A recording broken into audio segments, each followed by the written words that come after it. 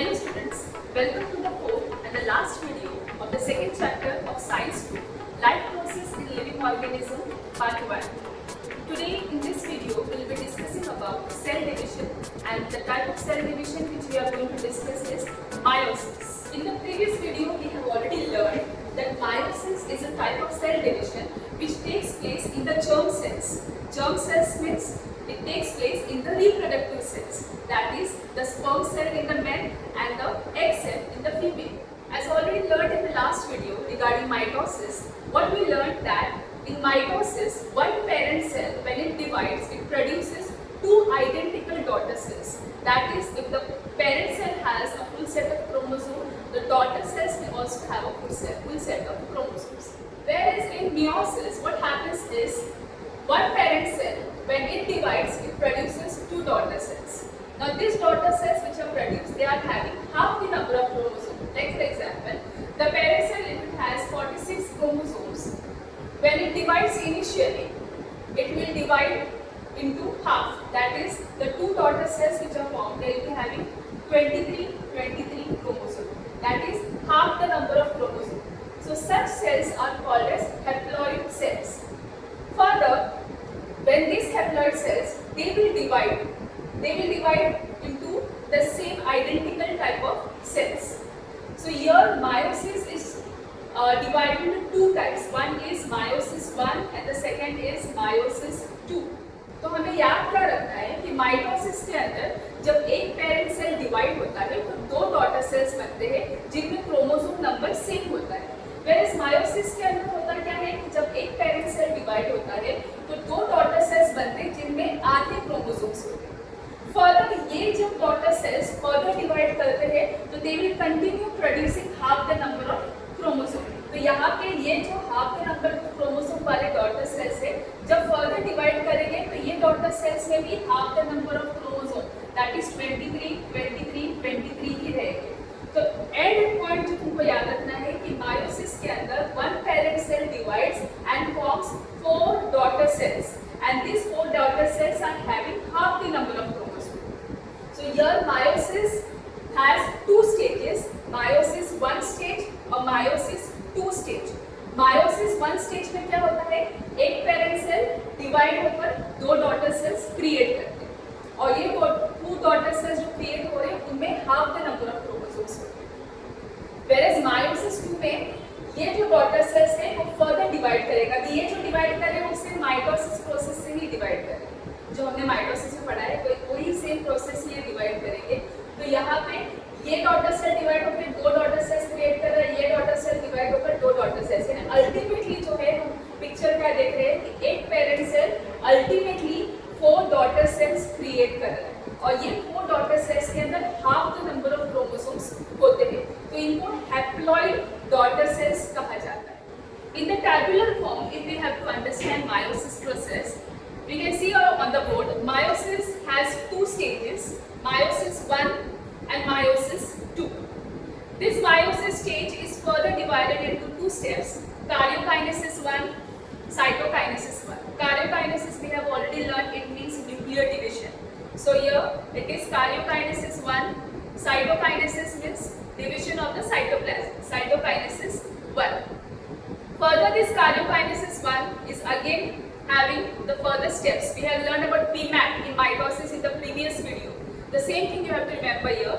Here also karyokinesis 1 has the following steps, that is PMAT, prophase 1, metaphase 1, anaphase 1, telophase 1. So here in this meiosis 1 process, what actually happens in meiosis 1 is one parent cell which is having a full set of chromosomes, it divides and forms two daughter cells which are having half the number of chromosomes. So this type of division is called as reductional division.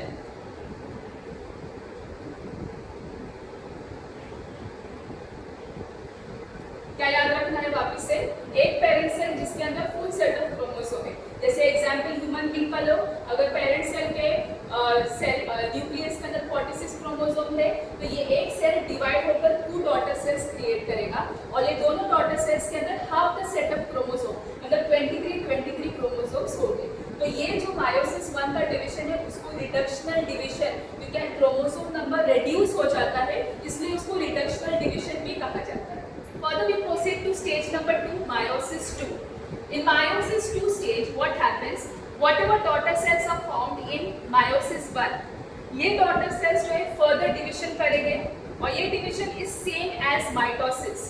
तो mitosis में क्या याद रखना है कि जब एक parent cell divide होता है और दो डॉटर सेल्स क्रिएट करता है तो उनमें नंबर ऑफ क्रोमोसोम रिस्टोर होते हैं, मतलब नंबर ऑफ क्रोमोसोम सेम होते हैं। तो यहाँ पे मायोसिस 1 में नंबर ऑफ क्रोमोसोम हाफ हो गए, यानी 23 हो। अभी यहाँ पे मायोसिस 2 में क्या होगा, जो डॉटर सेल है इसमें 23 क्रोमोसोम्स है, जब वो डिवाइड हो गए तो वो डॉटर सेल्स में 23 रिस्टोर रहते हैं, यानी 23 क्रोमोसोम्स ही रहेंगे। तो इसको जो है ये वाला division is same as mitosis जो हम लोगों ने प्रीवियस वीडियो में पढ़ा है, यानी पीमैट जो हम लोगों ने पढ़ा है माइटोसिस के अंदर सेम प्रोसीजर यहाँ पे फॉलो होता है। तो इसके अंदर मायोसिस 2 में 2 स्टेप्स है, कार्योकाइनेसिस 2, साइटोकाइनेसिस 2। कार्योकाइनेसिस 2 के फर्दर 4 स्टेप्स है, PMAT, prophase 2, metaphase 2, anaphase 2 and telophase 2. Now we proceed further with meiosis 1 stage. In meiosis 1, the first step is karyokinesis 1, that is nuclear division. In karyokinesis 1, there are 4 steps: prophase 1, metaphase 1, anaphase 1, and telophase 1. Further, this prophase 1 has these 5 steps: leptotene, zygotene, pachytene, diplotene, and dikinesis. Now students, let me make you understand that in this chapter there are 2 answers which usually comes for a detailed answer, that is for a 5-mark question.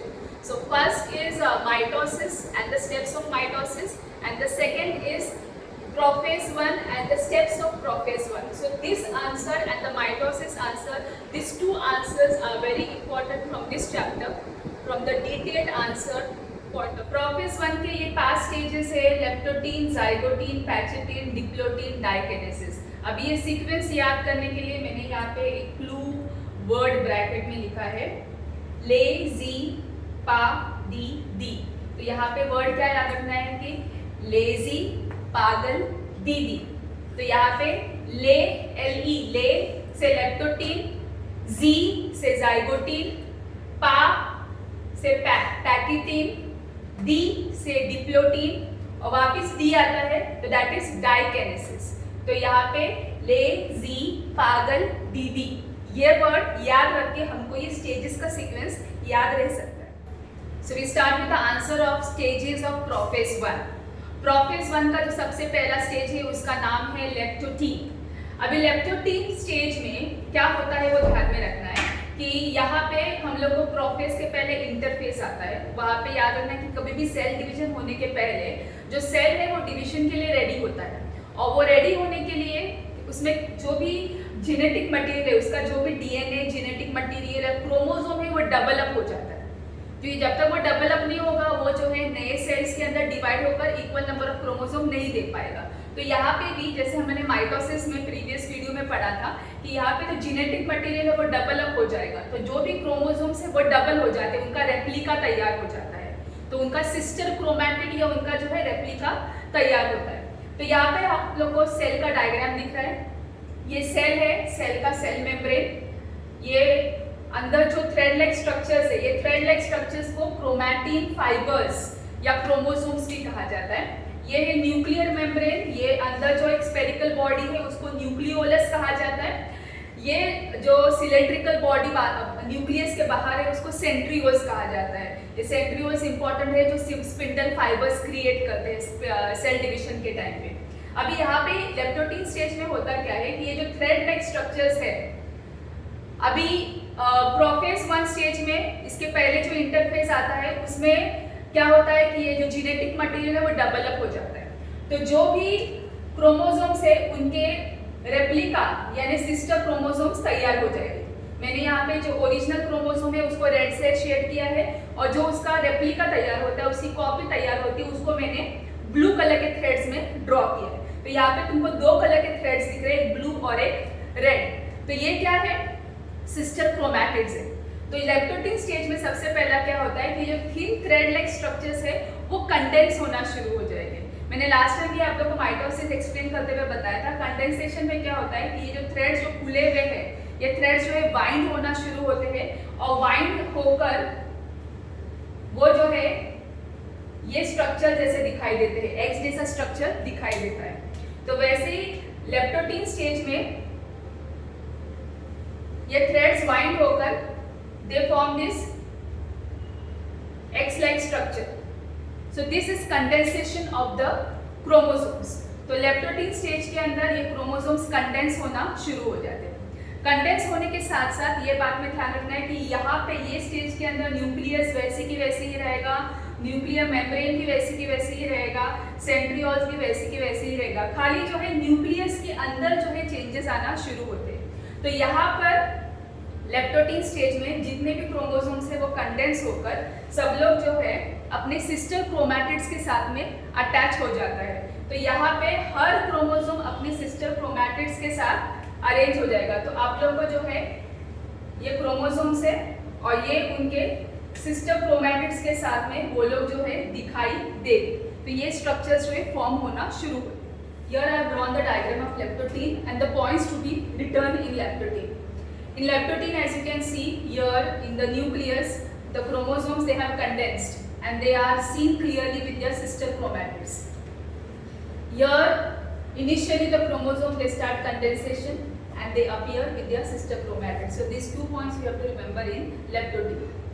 The other parts of the cell they look as it is. You can see the nuclear membrane, you can see the nucleolus, centriole. उनका कुछ नहीं है. They are as it is in the cell. Now we go to the second step, that is zygote. Zygo means pairing. So here what happens is the pairs of the chromosomes they start coming together. अभी ये समझने के पहले थोड़ा सा explanation में दे दूं कि हमारे सेल के अंदर जो न्यूक्लियस है उसमें जो क्रोमोसोम्स है, ये क्रोमोसोम्स में half the number of chromosomes we get from our father and half the number of chromosomes we get from our mother. जैसे ह्यूमन बींग्स में अगर 46 क्रोमोसोम्स है तो ये 46 क्रोमोसोम्स में से 23 हमको मदर से मिले हैं और 23 हमको फादर से मिले हैं। तो यहाँ पे ये जो क्रोमोसोम्स है उनका पेयरिंग होता है। First one chromosome of mother, the first chromosome of mother, the first chromosome of father, they form a pair. The second chromosome of mother, the second chromosome of father, they form a pair. The third chromosome of mother, the third chromosome of father, they make a pair. तो ऐसा करते करते 23 pairs are formed. 23 pairs का मतलब है 46 chromosomes. तो ये chromosomes है उनका pair होता है, एक mother से एक father से. So one chromosome of mother, one chromosome of father. तो similar chromosomes जो है मदर और फादर के कंबाइन होते हैं। तो ये जो सिमिलर क्रोमोसोम्स मदर और फादर के होते हैं उनको होमोलॉगस क्रोमोसोम्स कहते हैं। What is it called? Homologous chromosomes. So similar chromosomes, similar characteristics के जो chromosomes होते हैं जो मदर और फादर के दोनों के कंबाइन होते हैं उनको होमोलॉगस क्रोमोसोम्स कहा जाता है। तो जाइगोटिक स्टेज में होता है क्या है कि यहाँ पे क्रोमोसोम्स जो होमोलॉगस क्रोमोसोम्स है वो लोग पेयर होना शुरू होते हैं, वो लोग जो है उनका पेयर बनना शुरू होता है। तो यहाँ पे आप लोग को दिख रहा है सपोजिंग कि ये अगर मदर, यहाँ पे आप लोग को दिख रहा है कि ये अगर मदर का क्रोमोसोम है और ये फादर का है तो उनका एक पेयर तैयार होता है। तो यहाँ पे क्रोमोसोम्स जो है वो पेयर के अंदर अरेंज होना शुरू होते हैं। Now let us consider the points of zygote. In zygote, the first point is homologous chromosome. They start pairing. It is called as synapse. जो सिमिलर क्रोमोसोम से मदर और फादर के उनका पेयर बनना शुरू होता है, दैट पेयरिंग जो है इट्स कॉल्ड एज साइनेप्स। ये जो जहाँ पे जॉइन हो जाते हैं that part is called as synapse. So homologous chromosome start pairing and it is called as synapse. A structure called as synaptonemal complex, it develops to hold a chromosome in place. ये दोनों chromosome जहाँ पे join हो रहे वहाँ पे एक protein structure develop होता है। ये प्रोटीन स्ट्रक्चर को साइनेप्टोनिमल कॉम्प्लेक्स कहा जाता है। Because of this protein, both the chromosomes they remain attached to each other. The structure now looks like a bivalent or tetrad. Join हो जाने के बाद में ये स्ट्रक्चर कैसे दिखाई देता है कि bivalent, bi मतलब दो क्रोमोसोम्स जॉइन हो रहे हैं तो दैट इज bivalent, या उसको tetrad भी कहा जाता है। टेट्रा का मतलब है स्ट्रक्चर ऑफ 4। तो यहाँ पे अगर तुम क्रोमैटिड्स को काउंट करो, जो मेल क्रोमैटिड्स है ब्लू से है, ब्लू के 2 क्रोमैटिड्स है, रेड के 2 क्रोमैटिड्स है, टोटल अगर देखा जाए तो 4 क्रोमैटिड्स है, 4 chromatids joining together. That's why that structure is also called as tetra. Point to be noted for packaging is crossing over of the non-sister chromatin takes place. ये diagram थोड़ा सा enlarge है, इसको मैं एक्सप्लेन कर रही हूँ, जरा ध्यान दो। पिंक और पिंक ये दोनों जो है सिस्टर क्रोमैटिड्स है और ये दोनों जो है ये सिस्टर क्रोमैटिड्स है। Whereas ब्लू और एक पिंक ये नॉन सिस्टर क्रोमैटिड्स होते हैं। तो यहाँ पे दो नॉन सिस्टर क्रोमैटिड्स है वो एक दूसरे पे ओवरलैप होते हैं या उनके बीच में क्रॉस ओवर होता है। वो लोग ओवरलैप होने की वजह से उनके अंदर का जेनेटिक मटेरियल एक्सचेंज होता है। तो crossing over of the non sister chromatin takes place. Genetic recombination is produced due to such exchange. इस ओवरलैपिंग या ये क्रॉसिंग ओवर होने की वजह से जेनेटिक रिकॉम्बिनेशन होता है और ये जेनेटिक रिकॉम्बिनेशन की वजह से ही क्या हो रहा है, वेरिएशन क्रिएट होता है। अभी एक बात ध्यान रखो, मायोसिस के अंदर जो नए डॉटर सेल्स बनते हैं, हर डॉटर सेल दूसरे डॉटर सेल से जो है उसकी कैरेक्टरिस्टिक्स अलग होते हैं। अलग क्यों होता है? क्योंकि हर एग सेल हर स्पर्म सेल से अलग होता है। ये अलग होने का रीजन है जेनेटिक रिकॉम्बिनेशन या ये क्रॉसिंग ओवर। ये क्रॉसिंग ओवर होने की वजह से जो है हर सेल जो मायोसिस से प्रोड्यूस होगा it will be different from the other. यहाँ पे क्रोमोसोम नंबर की बात नहीं कर रही हूँ, यहाँ पे मैं कैरेक्टरिस्टिक्स की बात कर रही हूँ। हर स्पर्म सेल दूसरे स्पर्म सेल से अलग होगा, हर एग सेल दूसरे एग सेल से अलग होगा। तो ये यूनिक कैरेक्टरिस्टिक्स क्यों आ रहे हैं? Because of this recombination, because of it genetic recombination which occurs in the packaging stage. After packaging stage, the next stage is diplotin stage. In diplotin stage, what happens? After crossing over, which takes place, crossing over होने के बाद में ये chromosomes, homologous chromosome separate होना शुरू हो जाएंगे क्योंकि जेनेटिक मटेरियल एक्सचेंज हो गया है। एक्सचेंज होने के बाद में आहिस्ता आहिस्ता वो पीछे हटना शुरू हो जाएंगे और पीछे हटते हटते ये जो पीछे में का जो उनका प्रोटीन स्ट्रक्चर था, साइनेप्टोनिमल स्ट्रक्चर, ये जो है आहिस्ता आहिस्ता डिसॉल्व होना शुरू हो जाएगा। तो ये साइनेप्स डिसॉल्व होना शुरू हो जाएगा और यहाँ पे पॉइंट्स आप लोग देख सकते हो। Homologous chromosome they start to separate except at the point of crossing over. जहाँ पे क्रॉसिंग ओवर हुआ है वो पॉइंट पे वो लोग अटैच रहते हैं, बाकी पोर्शन जो है थोड़ा थोड़ा आहिस्ता आहिस्ता वो लोग सेपरेट होना शुरू हो जाते हैं। It looks like a egg shape structure which is called as chiasmata. यहाँ पे जहाँ पे क्रॉसिंग ओवर हुआ है वहाँ पे आप लोग को एक्स शेप स्ट्रक्चर दिखाई देगा। ये एक्स शेप स्ट्रक्चर को कायस्माटा कहा जाता है। तो ये वाले स्टेज में जो है कायस्माटा अपीयर होता है कि जहाँ पे जो एरिया में क्रॉसिंग ओवर हुआ है वो एरिया में जहाँ पे वो लोग अटैच होते हैं that's called as chiasmata. The next and the last step of prophase 1 is dikinesis.